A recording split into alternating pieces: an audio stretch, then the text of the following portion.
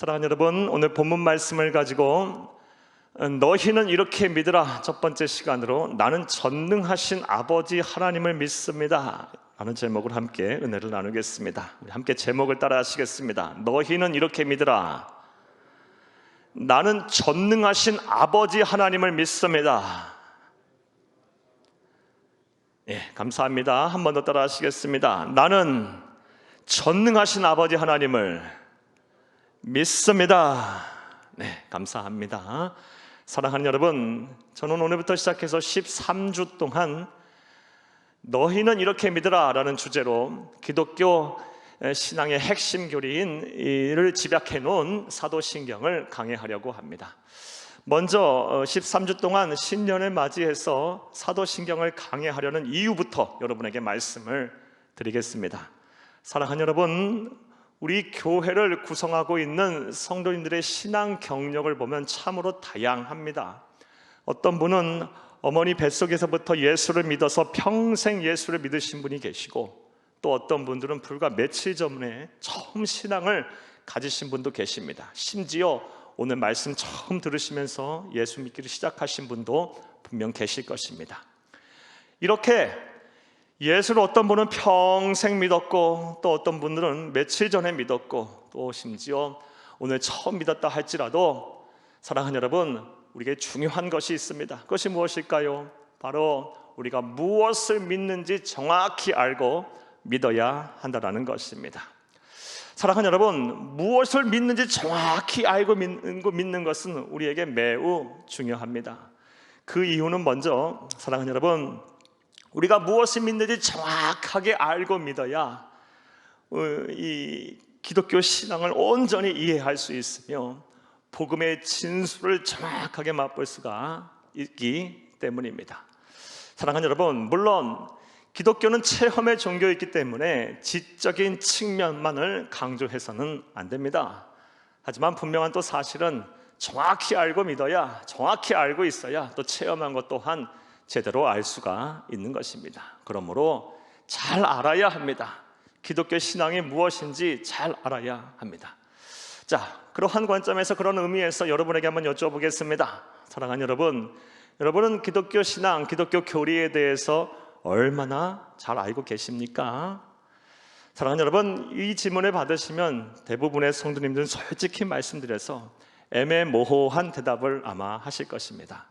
내가 모르는 것도 아니고 그렇다고 잘 아는 것도 아니고, 이런 아마 생각이 아마 드실 것입니다. 이렇게 생각하시고 말씀하실 수밖에 없는 이유는 그동안 여러분들은 많은 설교를 들으셨고 또 많은 성경 공부를 하셨습니다. 기독교 교리에 대해서 참 많은 말씀들을 들으셨습니다. 그래서 모르시지 않습니다. 잘 아십니다. 하지만 또 반대로 아주 종합적이고 이렇게 체계적으로 기독교 교리에 대한 말씀을 들어본 일이 많지 않으시기에 누군가가 기독교 교리가 무엇인지 물어본다면 대답하기에 참 부담스러우실 것입니다. 애매모호하게 아마 대답을 하실 것입니다. 내가 모르는 것도 아니고 그렇다고 잘 아는 것도 아니고, 이것이 솔직한 우리의 모습일 것입니다. 그래서 저는 참 오래전부터 이 기독교 교리에 대해서 설교를 해야겠다라는 생각을 오래전부터 해왔습니다. 하지만 차일피일 미뤄왔던 것도 한 사실입니다. 왜냐하면 먼저 이 기독교 교리라는 것이 그 내용이 참 방대합니다. 그리고 좀 심오하기도 합니다. 따라서 주일 설교 40분 남짓하는 이 설교에서 이 기독교 교리에 대해서 자세하게 설명하기라는 것이 물리적으로 시간적으로 좀 부족하지 않나라는 생각을 늘 해왔기에 주저주저 해왔었습니다. 또 주저해왔던 또 다른 이유는 교리라는 이 어감이 주는 부담감 때문입니다. 사랑하는 여러분, 교리라는 말을 들으면 어떤 생각이 드십니까? 꼭 알아야는 하고 필요는 하지만 뭔가 좀 딱딱하고 어렵다는 생각이 아마 다 드실 것입니다. 그래서 어떻게 하면 쉽게 좀 설명할 수 있을까라는 고민 때문에 차일피일 미뤄왔던 것이 사실입니다. 하지만 얼마 전부터 생각이 바뀌었습니다. 왜냐하면 코로나19 바이러스 상황이 장기화되면서 사회의 혼란을 틈타 이 복음을 왜곡하고 하나님의 말씀을 부정하고 주의 몸된 교회를 막 대적하고 핍박하는 사람들이 막 우후죽순처럼 늘어났기 때문입니다. 그래서 우리가 분명히 좀 알아야겠다. 분명한 이 신앙의 교리 안에서 우리의 믿음을 좀 확고하게 해야겠다라는 생각을 얼마 전부터 해왔고, 신년을 맞이해서 사랑하는 여러분에게 우리 믿음의 선배들이 성경적인 신앙 안에서 기독교 교리의 핵심을 지박해놓고 신앙 고백한 사도신경을 강의하겠다라고 계획을 세우고 오늘부터 시작해서 13주간 강의를 하려고 합니다. 그 은혜가 되시기를 간절히 주의 이름으로 축복합니다. 부디 저와 함께하는 이 13주간의 신앙의 여정을 통해서 우리가 무엇을 믿어야 하는지 정확히 아는 시간이 되기를 바라고, 또 우리 기독교 신앙에 대한 확신을 가지시기를 간절히 주의 이름으로 축복합니다. 오늘은 그 첫 시간으로 이 사도신경에 대한 일반적인 개관을 먼저 좀 해드리겠습니다. 그런 후 우리의 사도신경의 첫 신앙 고백인 나는 전능하신 아버지 하나님을 믿습니다에 대해서 강의를 하겠습니다. 큰 은혜가 되시기를 간절히 주의 이름으로 축복합니다. 자, 이제부터 사도신경에 대한 일반적인 개관을 좀 먼저 해드리겠습니다. 먼저 사랑하는 여러분, 사도신경이란 무엇일까요? 사도신경은 문자 그대로 예수님의 12제자인 사도들의 신앙 고백입니다. 사도들의 신앙 고백이 바로 사도신경입니다.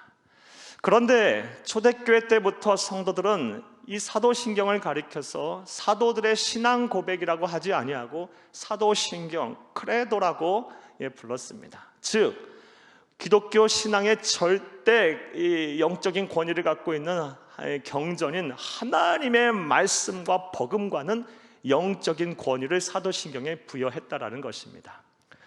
그래서 기독교 역사를 보게 되면 이 주기도문이나 십계명 같은 것은 하나님의 말씀에 분명히 기록이 되어 있기에 영적 권위를 부여할 수 있지만, 사도신경 같은 경우는 그렇지 않기에 이 사도신경의 영적인 권위를 부정한 사람들이 여럿 있어 왔습니다. 특별히 오늘날 우리 한국 사회에 이런 잘못된 생각을 가지고 주장을 하는 사람들이 많이 있습니다. 예를 들어 이단인 신천지가 그러하고, 또 여호와 증인들이 그러하고, 베레아들이 그러하고, 또 지방교회라는 사람들이 이 사도신경을 부정합니다. 사랑하는 여러분, 그런데 이렇게 사도신경의 영적 권위를 부정하는 것은 잘못된 생각이고 잘못된 주장입니다. 그 이유에 대해서 말씀을 드리면 다음과 같아요. 먼저 사랑하는 여러분, 물론 사도신경은 성경 주기도문이나 십계명처럼 성경에 어디 나와 있지는 않습니다. 하지만 사도신경의 내용이나 사도신경에 나오는 용어들은 전부 다 성경 안에서 그 출처가 분명합니다. 따라서 사도신경은 어찌 보면 신구약 66권을 집약해 놓은 또 다른 아주 작은 성경이라고 볼 수가 있습니다. 그러므로 사도신경의 영적인 권위가 아주 충만합니다. 따라서 사도신경을 부정할 필요는 없습니다. 이런 생각은 잘못된 생각입니다. 또 다른 이유는 사랑하는 여러분, 사도신경을 전승한 사람들, 그리고 교회가 이 사도신경을 제정하고 전승하고 전파하는 과정 속에서 성령의 능력, 성령의 역사가 나타났기 때문입니다. 사도신경은 먼저 예수님의 12제자인 사도들이 신앙 고백을 했고, 이어서 교회 역사를 보게 되면 속사도들이, 그리고 이어서 또 교부들이, 또 이어서 이 수많은 믿음의 선배들 가운데 순교자들의 입을 통해서 이 신앙이 공고해졌습니다. 사랑하는 여러분, 사도신경 한 문항 한 문항, 한 고백 한 고백은 그저 그냥 만들어진 것이 아닙니다. 우연히 만들어진 것이 아닙니다. 수많은 선교자들의 피와 눈물과 땀을 통해서 그 속에서 이 사도신경 한 구절 한 구절이 신앙 고백이 되었고, 성령의 역사와 이끄심에 따라 이 한 구절 한 구절이 신조로 세워졌음을 믿으시기를 간절히 주의 이름으로 축복합니다. 그리고 기독교는 2000 역사를 통해서 복음이 전해지는 곳에서는 문화와 인류와 역사를 초월해서 동일한 신앙, 동일한 신조, 동일한 내용으로 고백이 됐습니다. 사랑하는 여러분, 이것이 하나님께서 하시지 않으면 어떻게 가능하겠습니까? 생각을 한번 해보시기 바랍니다. 내가 가지고 있는 생각을 누군가에게 전달하려고 할 때 며칠만 지나고 말과 상황과 문화만 달라도 금방 내가 전하려는 생각이 왜곡이 되고 달라질 거예요. 하지만 무려 2000년이라는 시간 동안 복음이 전해지는 곳마다 인종이 다르고 문화가 다르고 말이 다르고 역사가 다른다 할지라도 동일한 신조, 동일한 내용으로 고백이 되어졌다 한다는 것은 이건 하나님께서 개입하셨기 때문에 가능한 것입니다. 성령의 역사로 말미암는 것입니다. 할렐루야! 따라서 자칭 자신이 예수라 하며 하나님이라고 하고 복음을 왜곡하고 성경을 극단적으로 해석하며 또 기독교 신앙을 반대하는 안티크리스천들의 이런 이야기를 듣고 사도신경을 부정하거나 그것의 영적인 권위를 깎아내리는 그런 어리석은 행동을 하지 말아야 할 것입니다. 할렐루야! 자, 저는 지금까지 사도신경이 무엇인지에 대해서 말씀을 드렸습니다. 자, 그렇다면 또 생각을 해보겠습니다. 사도신경의 기원, 언제부터 시작이 됐을까요? 사랑하는 여러분, 이에 대해서 정확히 우리 알 수는 없습니다. 왜냐하면 이것을 입증할 만한 정확한 사료가 남아있지 않기 때문이에요. 우리 인류가 가지고 있는 사도신경 제일 오래된 전문은 제2세기 로마 교회 세례 예식서 안에 있습니다. 2세기 로마 교회 안에 존재했던 세례 예식서가 지금 남아있는데 그 세례 예식서 안에 사도신경 전문이 남아 있습니다. 따라서 학계에서는 사도신경이 이 예수님의 12제자 중에 마지막 하나님의 나라에 간 사도 요한 선생님이 소천할 당시 약 주후 90년경에 그 원형이 만들어졌고 이후 초대교회에 다 이렇게 전승이 되었다가 이 주후 7세기 또는 8세기에 서방교회에서 공식화됐다라고 이렇게 생각하는 것이, 주장하는 것이 학계의 정설입니다. 자, 이제 사도신경의 주제와 또 내용별 구조에 대해서도 여러분에게 말씀을 드리겠습니다. 이것은 표를 보면서 여러분에게 설명을 해드리겠습니다. 사랑하는 여러분, 이미 여러분 문자로 또 홈페이지에 오늘 본문 말씀에 대한 말씀 페이퍼 또 지문지를 올려드렸습니다. 여러분 참조해 보시면서 또 말씀 전후로 들으시고 또 나중에 복습하시면서 사도신경을 공부하시기를 바랍니다. 자, 사도신경의 주제는 총 5가지입니다. 먼저는 성부 하나님, 그리고 두 번째 주제는 성자 예수님입니다. 그리고 세 번째 주제는 성령 하나님. 그래서 성부, 성자, 성령 하나님에 대한 삼위일체에 대한 신앙 고백이 제일 먼저 나옵니다. 네 번째 주제는 교회에 관한 이야기입니다. 교회. 그리고 다섯 번째 주제는 성도, 성도의 삶에 대한 주제입니다. 성부 하나님, 성자 예수님, 성령 하나님, 교회, 그리고 성도, 이 5가지가 사도신경의 주제입니다. 이 5가지 주제 안에서 총 12항목으로 신앙 고백을 하게 됩니다. 하나하나 살펴보면 먼저 성부 하나님에 대한 신앙 고백은 나는 전능하신 아버지 하나님 천지의 창조주를 믿습니다. 한 문항 안에 2 내용입니다. 자, 그리고 성자 예수님에 대한 신앙 고백은 총 6가지입니다.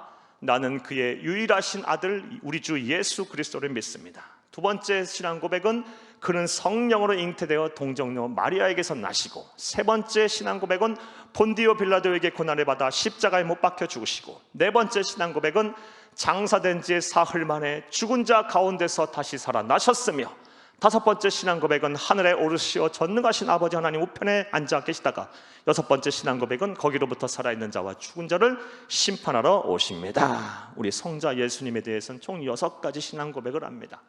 그리고 성령 하나님에 대해서는 성령 하나님을 믿습니다. 한 신앙 고백이고, 교회에 대해서는 나는 거룩한 공교회를 믿습니다. 성도의 신앙 고백은 나는 성도의 교제와 죄를 용서받는 것과 몸의 부활과 영생을 믿습니다. 총 3 신앙 고백을 항목으로 하고 있습니다. 이렇게 사도신경은 총 5개 주제 12항목으로 신앙 고백을 하면서 이 안에는 신론, 창조론, 기독론, 구원론, 부활론, 재림론, 그리고 성령론, 교회론, 그리고 성도의 교제와 삶에 대해서 하나하나 아주 함축적으로 내용이 담겨 있습니다. 앞으로 13주 동안 하나하나 한 문항 한 문항을 살펴보면서 이 안에 우리에게 주시는 하나님의 은혜와 또 영적인 교훈과 또 신앙의 참된 기독교 신앙의 참된 진리를 찾겠습니다. 그 은혜가 되시는 여러분 되기를 간절히 주의 이름으로 축복합니다. 축복합니다. 사랑하는 여러분, 저는 지금까지 이 사도신경의 아주 일반적인 개관을 여러분 말씀을 드렸습니다. 사도신경은 무엇이고 또 사도신경을 우리가 부정해서는 안 되는 이유가 무엇이며 또 사도신경 기원은 어떻게 됐고 사도신경의 주제는 무엇이고 사도신경의 내용과 구조는 어떻게 되어 있는지 여러분에게 말씀해 드렸습니다. 자, 이러한 내용 이해를 바탕으로 오늘은 이 사도신경 가운데 첫 번째 주제인 성부 하나님에 관해서 우리가 살펴볼 텐데, 성부 하나님에 대한 신앙 고백은 나는 전능하신 아버지 하나님 천지의 창조주를 믿습니다. 자, 이거는 한 항목이지만 두 내용으로 되어 있어요. 따라서 오늘 시간 관계상 먼저 앞의 내용인 나는 전능하신 아버지 하나님을 믿습니다. 나는 전능하신 아버지 하나님 천지의 창조주를 믿습니다 중 먼저 앞의 내용인 나는 전능하신 아버지 하나님을 믿습니다에 대해서 살펴보겠습니다. 그리고 뒤의 내용은 다음 주에 살펴보려 합니다. 그런 은혜가 되시기를 바랍니다. 자, 한번 따라 하시겠습니다. 나는 전능하신 아버지 하나님을 믿습니다. 한 번 더 따라 합니다. 나는 전능하신 아버지 하나님을 믿습니다. 할렐루야. 자, 그렇다면 생각을 해보겠습니다. 첫째로, 하나님이 우리의 아버지가 되신다는 말의 의미는 뭘까요? 하나님이, 우리 성부 하나님에 대해서 우리가 신앙 고백을 합니다. 전능하신 아버지 하나님을 믿습니다. 그렇다면 하나님이 우리의 아버지가 되신다는 말의 의미부터 생각을 해보겠습니다. 이 말의 의미가 뭘까요? 하나님이 우리의 아버지가 되신다. 우리가 사도신경으로 신앙 고백하면서 나는 전능하신 하나님 아버지를 믿습니다 할 때 우리는 어떠한 생각을 가지고 신앙 고백하면서 이 신앙 고백을 해야 할까요? 자, 답부터 말씀을 드리면, 하나님이 우리의 아버지가 되신다는 것은 하나님은 사랑이시다라는 뜻입니다. 자, 따라 하시겠습니다. 하나님은 사랑이시다. 하나님은 사랑이시다. 우리 요한일서 4장 16절을 함께 읽겠습니다.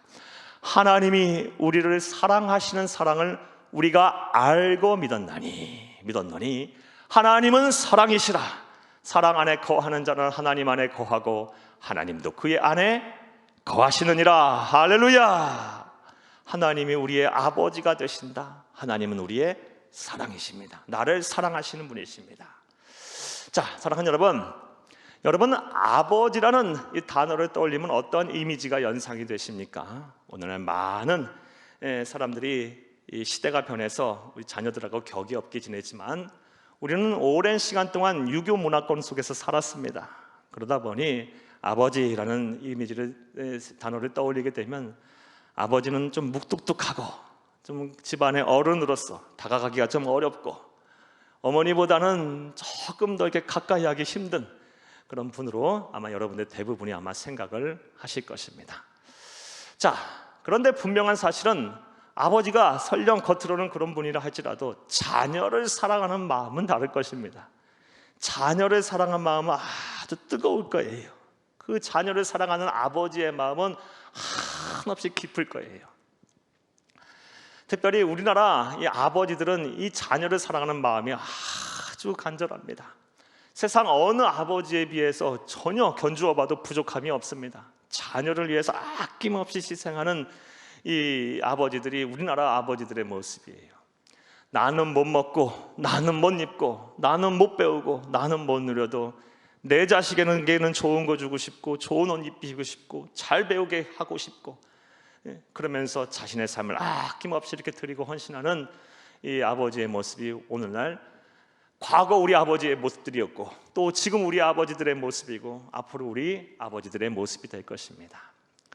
사랑하는 여러분, 이처럼 아버지는 자녀를 사랑합니다. 아버지는 사랑이십니다. 저는 이 아버지의 사랑, 이 부성애를 생각하게 되면 생각나는 소설이 있습니다. 여러분, 2000년에 발간돼 아주 베스트셀러가 됐던 조창인 작가의 가시곡이라는 소설이 생각이 납니다. 이 가시곡이 여러분 많이 읽어보셨을 것입니다. 영화로도 나왔고 연극으로도 나왔고 여러분 잘 알고 계실 것입니다. 큰 줄거리를 간단하게 말씀을 드리면 주인공은 한물간 시인입니다. 그리고 이혼을 했습니다. 경제적으로 여유가 없습니다. 그런데 그의 아들이 백혈병에 걸렸어요. 돈이 없어요. 고칠 수가 없어요. 골수 이식만이 답이에요. 근데 골수 이식 비용이 너무 많이 들어요. 그래서 이 아버지가 택한 방법은 자신의 심장을 팔려고 합니다. 그래서 병원에 가서 검사를 했더니 가난 말기이기 때문에 신장을 팔 수가 없답니다. 그래서 이 아버지가 선택한 방법은 자신의 각막을 팔아요. 신장 대신에. 그래서 그 각막을 판 비용으로 그 백혈병에 걸린 아들의 골수 이식을 시키고 아들을 살리고 자신은 눈이 먼 채 쓸쓸히 죽어가는 내용이 바로 이 가시고기 소설의 내용입니다. 제가 20년 전에 읽고 그리고 설교를 준비하며 이번 주에 읽었는데 20년 만에 다시 읽으니까 마음이 막 아프고 쓰리고 짠하고 막 한참 울었어요. 여러분에게 오늘 몇 부분 좀 발췌해서 여러분에게 좀 읽어드리겠습니다. 제가 읽어드리려고 이 발췌한 내용은 이 아들이 백혈병이 재발을 했어요. 그래서 아버지가 얼마나 절망하는지 몰라요. 아들이 그냥 백혈병에 다시 재발해서 그 어린 아들, 초등학교 3학년 되는 그 어린 아들이, 그 착한 그 아들이 백혈병에 재발하니까 아버지가 마음이 막 무너져서 아들을 병원에 입원시키고 병원 안에 있는 교회에 가서 하나님 앞에 기도하는 내용입니다. 여러분에게 좀 읽어드리겠습니다. 하나님, 그래요, 나는 당신을 모릅니다. 당신에게 어떻게 말해야 하는지도 알지 못합니다. 그러나 내 아들은 당신을 알고 있습니다. 아이는 밥상 앞에서 어김없이 감사의 기도를 합니다.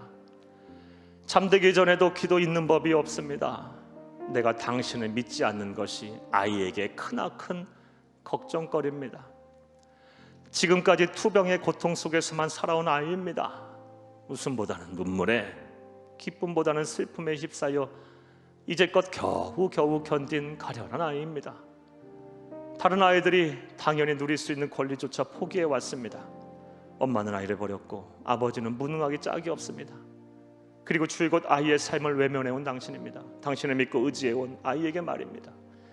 아이에 대한 당신의 처사는 이해할 수 없습니다. 부당합니다. 억울합니다. 이제 아이의 믿음이 오락기를 바랍니다. 공평의 하나님이시길 바랍니다. 당신이 진정한 절대자였으면 합니다. 그 절대적인 힘으로 아이를 살려낼 수 있으리라 믿고 싶습니다. 아이를 살려주십시오. 당신을 모르고 어쩌면 앞으로도 내게 그럴 수 있습니다. 하지만 아들의 믿음과 아버지의 기원으로 당신에게 말합니다. 아이를 살려주십시오. 믿음 없는 자에게 대가를 요구한다면 차라리 내 목숨을 걷어가십시오. 기꺼이 아이를 대신하겠습니다. 아이 외에는 세상에 소망 둘 곳을 잃은 자입니다. 하지만 아이는 다릅니다. 꿈이 얼마나 많은지 모릅니다. 그리고 세상을 사랑합니다. 대단히 영리하고 맑은 영혼을 소유하고 있습니다. 나를 대신하십시오. 그리고 아이를 살려주십시오. 부디. 사랑하는 여러분, 이처럼 정상적인 아버지들, 그리고 상식을 가진 아버지들은 자녀가 아파할 때 내가 대신 아팠으면 좋겠다. 자녀가 고통을 당할 때 내가 대신 그 고통을 당했으면 좋겠다. 누구라도 그렇게 생각하고 그럴 기회가 있으면 기꺼이 그 길을 걸어갈 것입니다. 이것이 아버지의 사랑이고 아버지의 마음입니다. 자, 그렇다면 하나님 아버지의 마음, 하나님 아버지의 사랑은 어떨까요? 사랑하는 여러분, 성경은 우리에게 분명히 말을 하고 있어요. 하나님 아버지의 사랑은 육신의 아버지, 육신의 부모의 사랑을 초월하는 사랑이다라고 말하고 있어요. 육신의 아버지도 자녀를 위해서 아낌없이 희생하거든. 하나님 아버지는 그 사랑을 초월하는 사랑이라 그랬는데 얼마나 우리를 사랑하시겠습니까? 얼마나 우리를 위하시겠습니까? 얼마나 우리에게 마음을 쏟고 계시겠습니까? 그 사랑은 한이 없는 사랑입니다. 측량할 수 없는 사랑입니다. 하늘을 두루마리 삼고 바다를 먹물 삼아도 다 기록할 수 없는 사랑이 바로 하나님 아버지의 사랑임을 믿으시기를 하늘의 주의 이름으로 축복합니다. 사랑하는 여러분, 따라서 우리가 신앙 고백할 때마다 나는 전능하신 아버지 하나님을 믿습니다. 전능하신 아버지 하나님 믿을 때마다 하나님이 나를 사랑하시는구나, 하나님이 나를 한이 없이 사랑하시는구나, 아낌없이 사랑하시는구나 라를 확신해야 할 것입니다. 할렐루야. 그리고 확신에 그치는 것이 아니라 감동해야 돼요. 감격해야 돼요. 그리고 막 감사해야 합니다. 오늘 본문 말씀, 바로 이 사도 요한 선생님께서 하나님의 이 기가 막힌 측량할 수 없는 깊은 사랑을 깨닫고 나서 감동하여 감격하여 하나님 앞에, 세상 앞에 찬송한, 어떻게 보면 찬송시라고 볼 수 있습니다. 우리 본문 말씀 요한일서 3장 1절을 함께 읽겠습니다. 보라, 아버지께서 어떠한 사랑을 우리에게 베푸사 하나님의 자녀라 일컬음을 받게 하셨는가. 우리가 그러하도다. 그러므로 세상이 우리를 알지 못하면 그를 알지 못함이라. 보라, 하나님께서 얼마나 나를 사랑하시는가, 얼마나 우리를 사랑하셔서 자녀라 일컬음을 받게 하셨는가. 안타깝구나. 세상 사람들은 이 하나님의 사랑을 몰라서, 우리를 모르니, 그를 모르니 얼마나 안타까운가. 사랑하는 여러분, 저와 여러분 또한 이 하나님의 사랑을 분명히 알고 하나님의 사랑을 온전히 믿으며 하나님의 사랑에 감사하며 늘 찬송하는 삶을 살아야 할 줄로 믿습니다. 자, 정리해 볼게요. 하나님이 우리의 아버지가 되신다는 말의 의미가 뭘까요? 하나님은 사랑이시고 측량할 수 없는, 한이 없는 그 사랑을 가지고 우리를 어떻게 하신다? 사랑하고 계신다라는 사실입니다. 우리가 신앙 고백할 때마다 이 하나님의 사랑을 받아들여야 돼요. 하나님의 사랑을 누려야 돼요. 하나님의 사랑 속에 들어가야 돼요. 분명히 막 젖어서, 이 하나님의 사랑 속에 젖어서 충만한 은혜 가운데 우리가 이 세상을 살아야 할 줄로 믿습니다. 자, 첫 번째로 하나님이 우리의 아버지가 되신다는 말의 의미는 하나님은 사랑이시다라는 것입니다. 자, 둘째로, 그렇다면 하나님이 전능하신 아버지가 되신다는 말의 의미는 뭘까요? 우리가 신앙 고백합니다. 나는 전능하신 아버지 하나님을 믿습니다. 전능하신 아버지 하나님, 천지의 창조주를 믿습니다. 하나님은 우리의 아버지가 되신데 전능하신 아버지가 되신다는 말의 의미는 뭘까요? 사랑하는 여러분, 전능하시다라는 말의 의미는 다음과 같은 의미가 있습니다. 먼저, 모든 것을 하실 수 있는 분이시다, 능치 못할 일이 없으신 분이시다 라는 말의 의미를 가지고 있습니다. 그러니까 하나님은 우리를 사랑하시는 아버지가 되시는데 한계를 가지고 계신 분이 아니라 모든 것을 하실 수 있고 능치 못할 일이 없으신 분이시라는 것입니다. 할렐루야! 이것을 가리켜서 신학적인 용어로는 하나님의 초월성, 하나님의 전능성이라고 합니다. 따라서 우리가 이 세상을 사는 동안 힘들고 어려운 일이 우리 앞에 있다 할지라도 낙심할 필요가 없어요. 우리의 삶의 문제가 내가 감당하기 어렵고 내가 어떻게 해결하기 벅차다 할지라도 염려할 필요가 없어요. 우리를 나를 더 사랑하시는 그 하나님 아버지께서는 능치 못할 일이 없으신 분이기 때문입니다. 모든 것을 하실 수 있는 분이기 때문입니다. 여러분, 이 믿음 안에 들어가시기를 간절히 주의 이름으로 축복합니다. 그리고 염려와 근심에서 벗어나 참된 자유와 만족을 누리시는 삶을 사시기를 간절히 주의 이름으로 또한 부탁합니다. 할렐루야! 전능하신 아버지 하나님, 모든 것을 하실 수 있는 사랑의 하나님이라는 뜻입니다. 또 전능하시다는 말의 의미는 모든 것을 알고 계시는 분이시다, 모든 것을 알고 계시는 하나님이다 라는 뜻이 있습니다. 이것은 또 신학적인 용어로 하나님의 전지성이라고 이야기합니다. 따라서 우리가 이 세상을 사는 동안 때로는 어디서부터 시작해서 어디로 끝나야 할지 이 답을 모르는 때가 있어요. 혼란스러울 때가 있어요. 그럴 때는 우리가 어떻게 해야 돼요? 지혜와 명철이 한이 없으신 그 하나님 앞에 나와 기도해야 돼요. 그러면 전지하신 하나님, 모든 것을 하시는 그 아버지 하나님께서 우리의 일을 깨닫게 하실 거예요. 혼란스러운 것을 정리해 주실 거예요. 지혜를 주실 것입니다. 할렐루야! 이제 하나님 앞에 혼란스러울 때마다 기도하세요. 지혜를 구하세요. 어떻게 행해야 합니까? 어떻게 살아야 합니까? 내가 무엇을 행해야 합니까? 라고 기도하면 전지하신 하나님, 전지하신 모든 것을 알고 계신 하나님께서 우리에게 답을 주실 것입니다. 할렐루야! 또 하나님이 전능하시다라는 말의 의미는 어떤 의미가 있을까요? 전능하신 아버지가 되신다.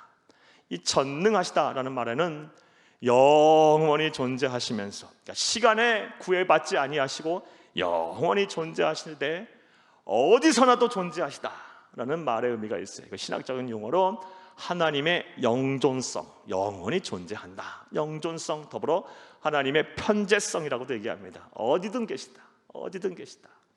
하나님은 과거에도 계셨고 지금도 계시고 앞으로 미래에도 계실 거예요. 어느 시간 속에서도 하나님은 항상 계세요. 스스로 계신 분이에요. 영원토록 계시는 분이세요.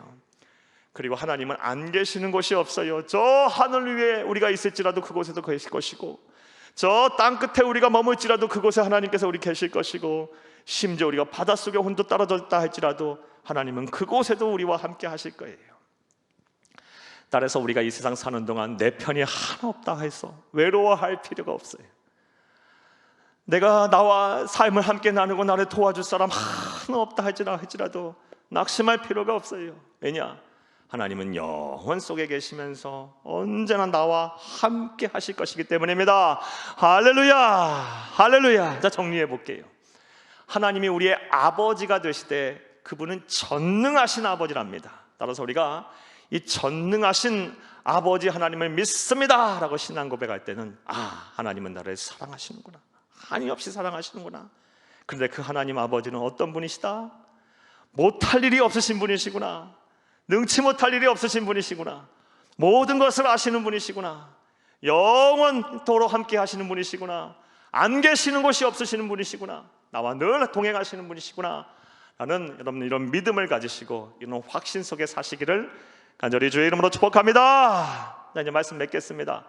오늘은 사도신경 강의 첫 번째 시간으로 여러분에게 사도신경의 일반적인 개관에 대해서 말씀을 드렸습니다. 사도신경이 무엇이고, 사도신경을 부정해서는 안 되는 이유에 대해서 말씀을 드렸고, 또 사도신경의 기원에 대해서 말씀을 드렸고, 주제와 내용상 구조에 대해서 말씀을 드렸습니다. 그리고 사도신경의 첫 번째 주제인 성부 하나님에 관련해서 첫 번째 항목인 나는 전능하신 아버지 하나님을 믿습니다에 대한 뜻에 대해서 말씀을 드렸어요. 하나님은 사랑이시고 하나님은 전능자이십니다.